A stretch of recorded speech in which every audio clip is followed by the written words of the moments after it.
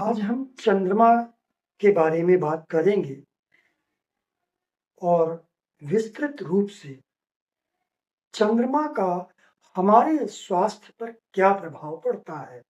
यदि चंद्रमा आपकी कुंडली में पीड़ित है, दुर्बल है, तो क्या क्या रोग दे सकता है। इसके अलावा यदि आप या आपका बच्चा अभी 10th क्लास में है तो उसे कौन सा सब्जेक्ट लेना चाहिए, तो उसकी कुंडली में यदि शिक्षा का निर्धारण करने वाला ग्रह चंद्रमा हो तो चंद्रमा के अनुसार ही विषय का चयन करना चाहिए और कौन कौन से विषय लिए जा सकते हैं। इसके बाद फिर यदि आपका चंद्रमा बलवान है और वो करियर का निर्धारण करता है तो किस क्षेत्र में ले जा सकता है। चंद्रमा किन ग्रहों के साथ स्थित है तो क्या प्रभाव पड़ेगा, करियर हमारा किस दिशा में जाएगा। तो ये सभी बातें आज हम समझेंगे। तो सबसे पहले स्वास्थ्य। चंद्रमा लग्न स्वरूप है, तो यदि चंद्रमा आपका पीड़ित होता है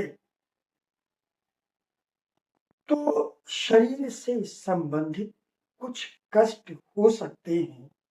जैसे चंद्रमा मान लीजिए कि पंचम भाव में स्थित हो, 5th हाउस, और यहाँ कोई जलीय राशि हो जैसे वृश्चिक राशि जो चंद्रमा की नीच राशि भी है, या फिर मीन राशि जो गुरु की है और चंद्रमा की मित्र राशि है।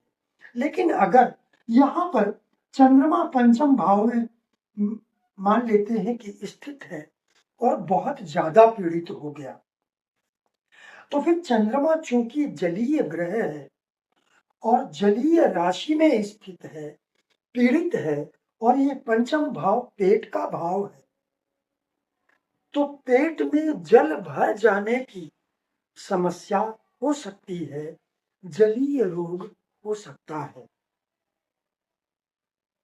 इसी तरह से चंद्रमा लग्न के अलावा चंद्रमा आंख का कारक है, खास करके बाईं आंख का। तो यदि शुक्र और चंद्रमा दोनों पीड़ित हो और द्वादश भावेश भी पीड़ित हो तो आंख से संबंधित समस्या हो सकती है। चंद्रमा माता का कारक है और माता का भाव चतुर्थ भाव है।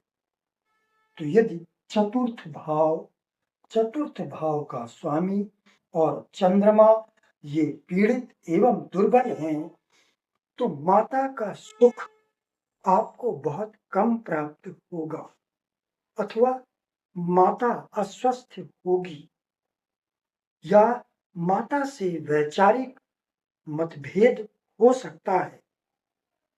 ये चतुर्थ भाव केवल माता का नहीं है, ये लंग्स का भाव भी है, यानी हमारे फेफड़े। तो यदि चतुर्थ भावेश चंद्रमा पीड़ित होगा तो फेफड़ों से संबंधित रोग हो सकता है। चतुर्थ भाव हमारे मन का भाव भी, इनके तीनों अंगों के पीड़ित हो जाने से हमारा मन भी कमजोर हो जाएगा। मन कमजोर होगा तो शिक्षा में व्यवधान आएगा। चतुर्थ भाव शिक्षा का भाव है और चंद्रमा चतुर्थ भाव का स्थायी कारक है, तो शिक्षा में मन न लगना, मन विचलित रहना, जो याद किया वो भूल जाना, ये समस्याएं उत्पन्न हो सकती हैं। चंद्रमा मन का कारक है। अब यदि चंद्रमा बहुत ज्यादा पीड़ित हो गया, 2 क्रूर ग्रहों के द्वारा पीड़ित हो गया, तो फिर ऐसी स्थिति में मन बहुत कमजोर हो जाता है। फिर जीवन में संघर्ष बहुत बढ़ जाता है। चंद्रमा एक तो लग्न स्वरूप भी है और मन का कारक है, मन है। तो जब यही पीड़ित हो गया, मन ही पीड़ित हो गया, मन कमजोर हो जाएगा। यदि मन कमजोर हो गया तो स्वाभाविक सी बात है कि जीवन में संघर्ष बढ़ेगा, सफलता कम होगी। तो ये मैंने आपको चंद्रमा से संबंधित स्वास्थ्य के बारे में बताया।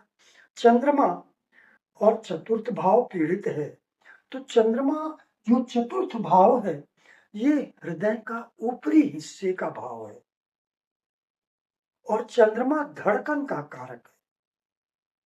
तो धड़कन से संबंधित आपकी जो पल्स रेट है उससे संबंधित समस्या हो सकती है। चंद्रमा ब्लड का कारक भी है।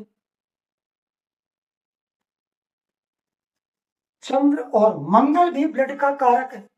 तो यदि चंद्र और मंगल दोनों पीड़ित होते हैं तो सबसे पहला कि बीपी हो सकता है, बीपी शूट होगा।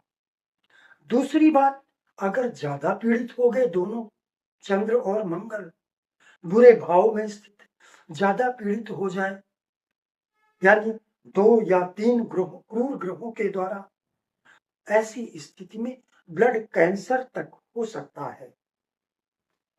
तो ये बातें मैंने आपको चंद्रमा से संबंधित बताई, स्वास्थ्य से संबंधित बताया। अब हम शिक्षा पर आते हैं। यदि चंद्रमा शिक्षा का निर्धारण करने वाला ग्रह है, जैसे मान लीजिए कि चंद्रमा आपके चतुर्थ भाव में है, लग्न में कोई नहीं है, दशम भाव में कोई नहीं है, चंद्रमा यहाँ स्थित है और बलवान स्थिति में है, तो फिर चंद्रमा ही आपके शिक्षा का निर्धारण करेगा। तो अब चंद्रमा के भाव, चंद्रमा से कौन कौन सी शिक्षा दी जाती है? देखिए, पहला तो है बॉटनी, दूसरा है जूलॉजी और फिर biotechnology, microbiology, micro technology, biotechnology, ये सारे जो सब्जेक्ट हैं ये चंद्रमा से संबंधित है। इसके अलावा नर्सिंग, नर्सिंग का जो सब्जेक्ट है, जो लाइन है, दिशा है, वो भी चंद्रमा से ही संबंधित है। अब इसके अलावा फिर नेविगेशन आप कह सकते हैं।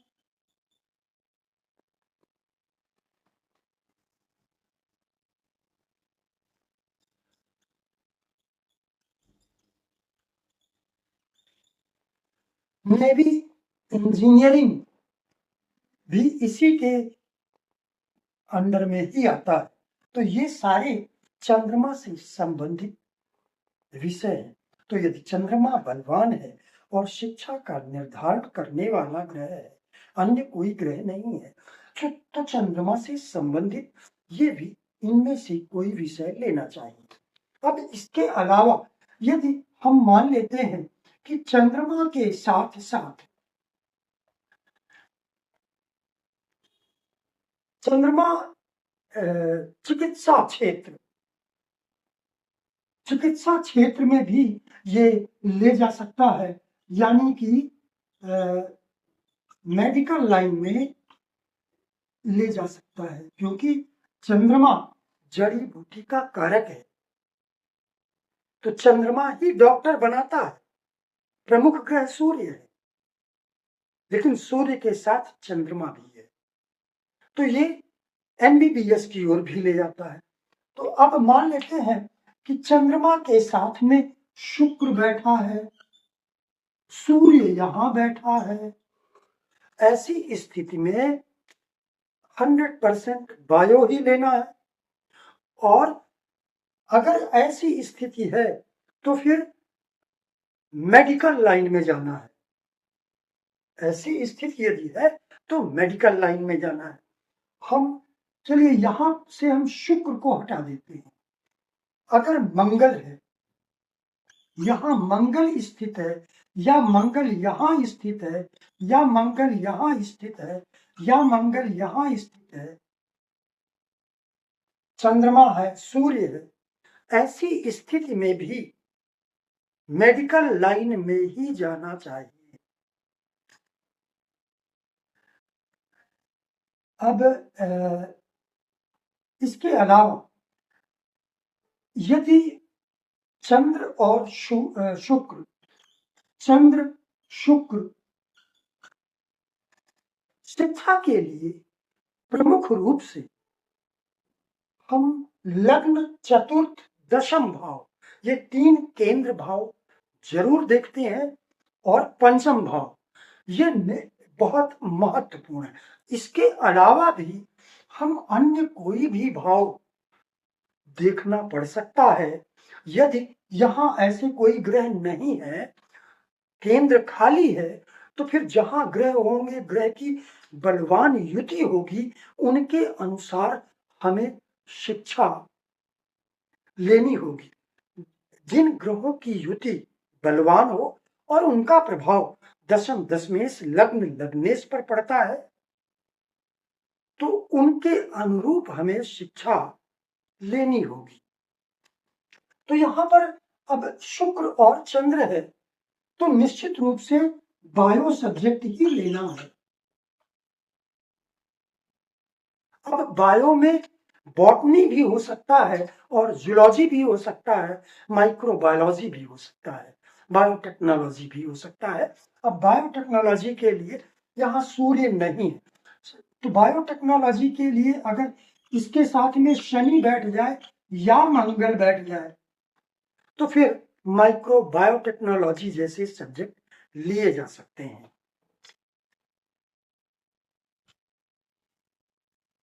तो ये मैंने आपको चंद्रमा से संबंधित आपको विषय बताए कि कौन से विषय लेना चाहिए। अब हम आगे चलते हैं कैरियर पर। कैरियर के लिए पहली बात तो ये कि चंद्रमा, आपको कुंडली में ये देखना होगा कि व्यक्ति नौकरी करेगा अथवा व्यापार करेगा। पहले ये निर्णय करना जरूरी।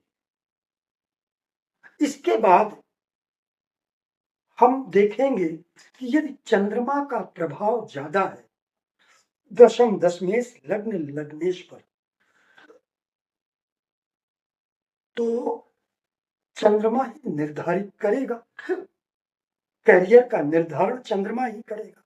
अब चंद्रमा अकेले अगर यहाँ बलवान है, अन्य कोई ग्रहों की युति बलवान नहीं है, चंद्रमा ही केवल अकेले निर्धारित कर रहा है, तो चंद्रमा से संबंधित जितने भी, एक तो देखिए जल विभाग,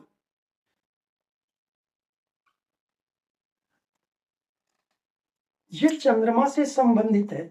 अकेला चंद्रमा यदि है तो, यदि अकेला चंद्रमा ही आपके कैरियर को निर्धारित कर रहा है, अन्य किन्हीं ग्रहों का प्रभाव नहीं है या बहुत कम है, तो जल विभाग में नौकरी की जा सकती है। उस क्षेत्र में, उस दिशा में व्यक्ति जा सकता है।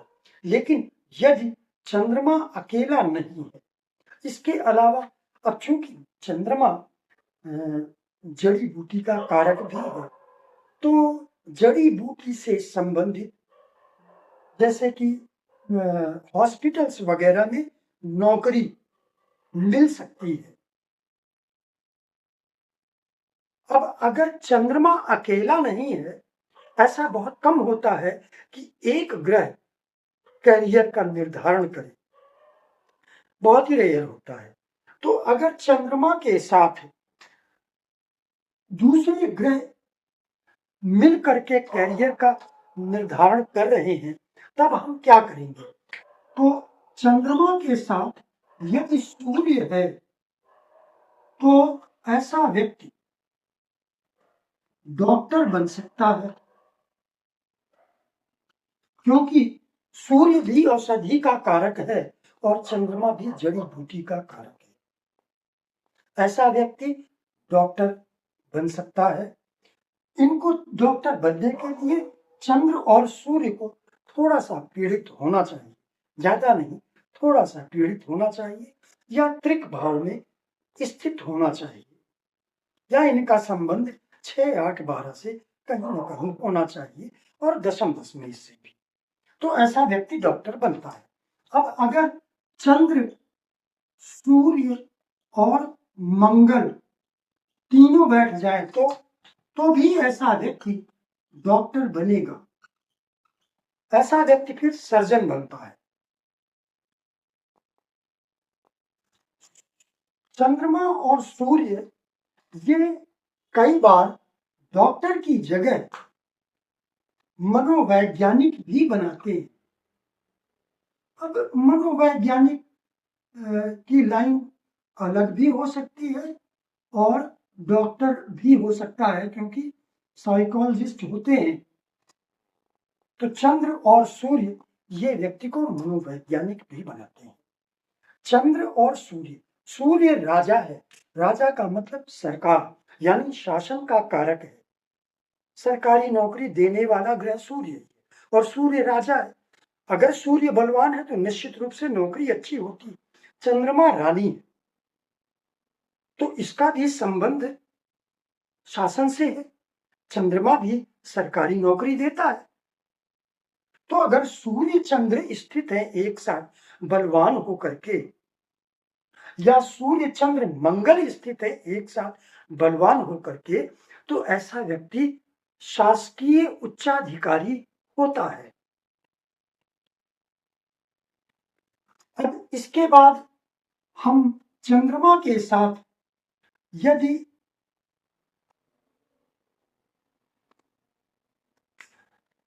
केवल चंद्रमा और मंगल का ही प्रभाव है तो ऐसा व्यक्ति नेवी में जा सकता है।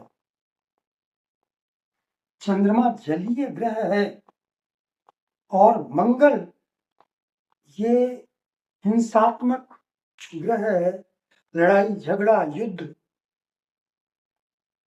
तो अगर चंद्र और मंगल एक साथ ही स्थित है तो ऐसा व्यक्ति नेवी में इंजीनियरिंग या रक्षा से संबंधित कोई भी पोस्ट इसे मिल सकती है। चंद्रमा और मंगल, ऐसा व्यक्ति साहसिक कार्य, जहां साहस की जरूरत हो वहां भी चंद्र और मंगल की युति यदि आपके कैरियर का निर्धारण कर रही है तो ऐसा व्यक्ति साहसिक कार्यों में भी जा सकता है जहां साहस की जरूरत हो। इसके बाद चंद्रमा के से बुध के बारे में हम देखते हैं। यदि चंद्रमा और बुध एक साथ स्थित हो तो ऐसा व्यक्ति लेखक हो सकता है, वक्ता हो सकता है और क्लर्क हो सकता है। ऐसा व्यक्ति चंद्र और बुध यदि साथ में है तो। चंद्रमा के साथ यदि गुरु है तो व्यक्ति बैंक या एजुकेशन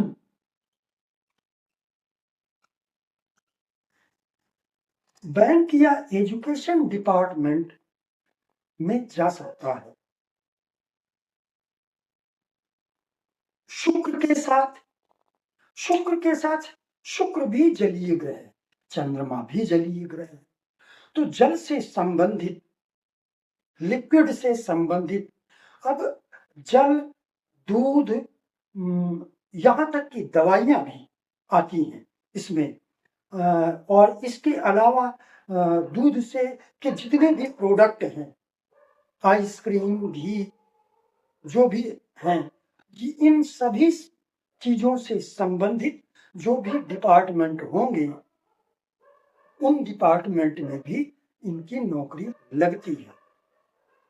और यदि, अब मुझे तो जानकारी नहीं है ज्यादा, खान पान कोई डिपार्टमेंट हो गवर्नमेंट में, तो भी चंद्र शुक्र यदि एक साथ स्थित हैं तो ऐसा उस क्षेत्र में भी जा सकते हैं। चंद्र गुरु में भी ऐसा हो सकता है, क्योंकि गुरु का संबंध भी खान पान से है।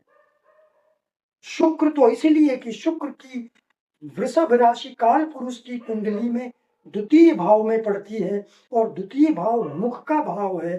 चंद्रमा का संबंध खाने पीने वाले ग्रह से है।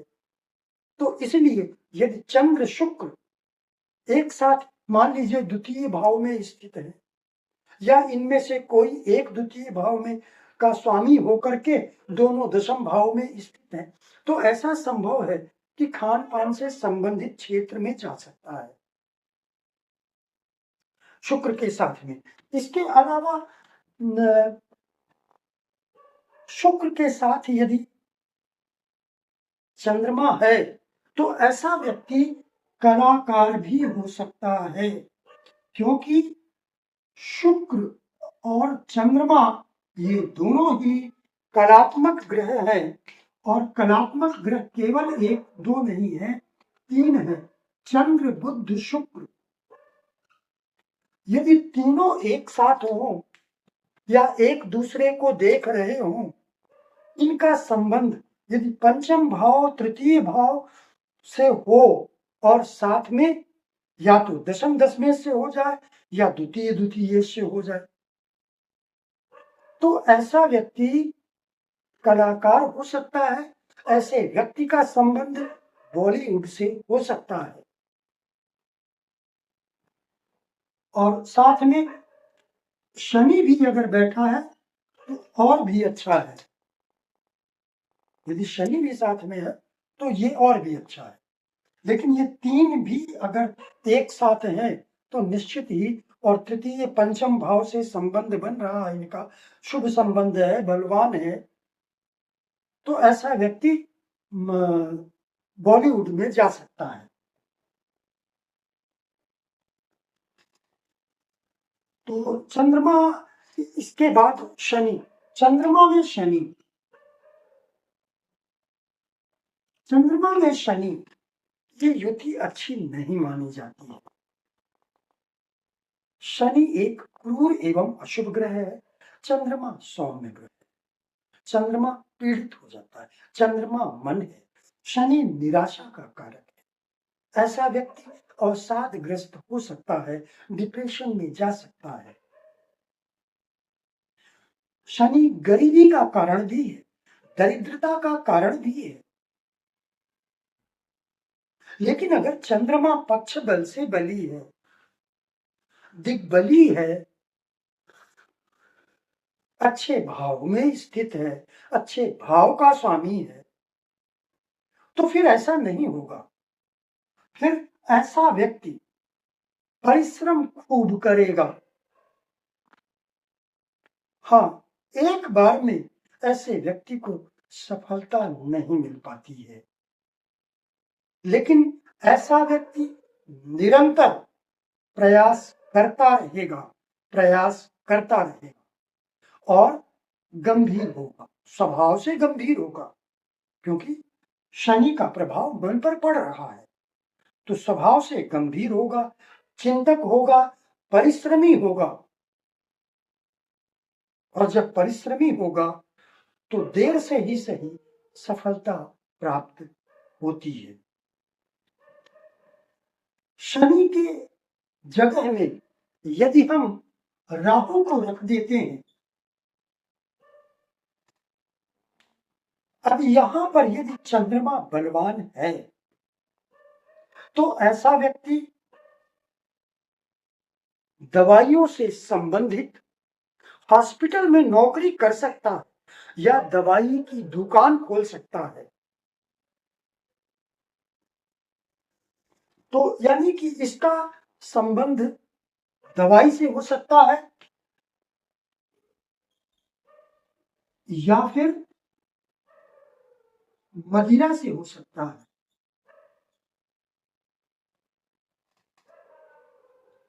या तो ये आदमी दवाई बेचेगा या शराब बेचेगा। राहु विष का कारक है। मदिरा को भी विष ही माना जाता है। राहु मलिनता का कारक है और ये मलिन चीज है। चंद्रमा लिक्विड है, द्रव है, तो वो जो द्रव है उस द्रव में राहु के कारण मलिनता आ जाती है या विषाक्तता आ जाती है। तो इसलिए ऐसा व्यक्ति दवाई या मदिरा से संबंधित व्यवसाय कर सकता है। इसके बाद बचता है केतु। चंद्रमा और केतु, यदि इन दोनों का प्रभाव दशम दशमेश लग्न लग्नेश पर है, यानी ये आजीविका का निर्धारण कर रहे हैं, तो फिर ऐसा व्यक्ति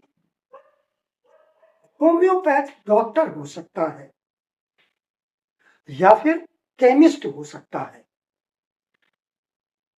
होम्योपैथ डॉक्टर या केमिस्ट हो सकता है। इसके अलावा अब ये जो मैंने आपको ग्रहों की युति बताई, इसके अलावा चंद्रमा प्लस यदि चतुर्थ भाव का स्वामी मंगल हो, तो चंद्रमा के साथ यदि मंगल और शुक्र ये तीन ग्रह एक साथ बैठे हों दशम भाव में, चतुर्थ भाव में, तो फिर जो ऐसा व्यक्ति है ये प्रॉपर्टी से संबंधित कार्य करता है।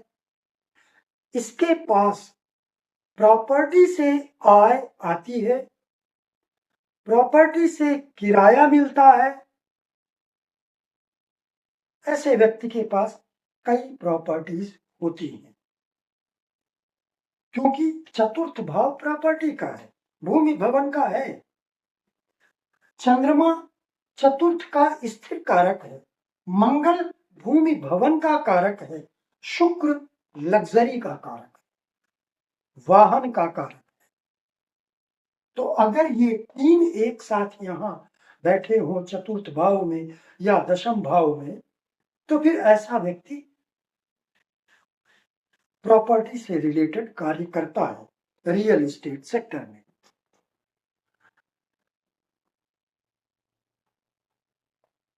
तो चंद्रमा बलवान होना चाहिए। यदि निर्बल है तब तो वो दिक्कत देगा ही। तो ये मैंने आपको स्वास्थ्य, शिक्षा और कैरियर से संबंधित चंद्रमा का जो महत्व है मैंने वो बताया है। ये एक सीरीज मैंने शुरू की है सभी ग्रहों के लिए। तो ये दूसरा ग्रह है। इसके पहले मैं सूर्य के बारे में बता चुका हूं। अगर ये वीडियो आप देख लेते हैं तो आप अपनी कुंडली में लगाकर देख सकते हैं। आप बहुत कुछ इससे आपको सीखने को मिलेगा, आपको खुद को जानकारी हो सकती है। तो यदि आपको मेरा ये प्रयास अच्छा लगता है तो कृपया सब्सक्राइब करें और लाइक करें। नमस्कार।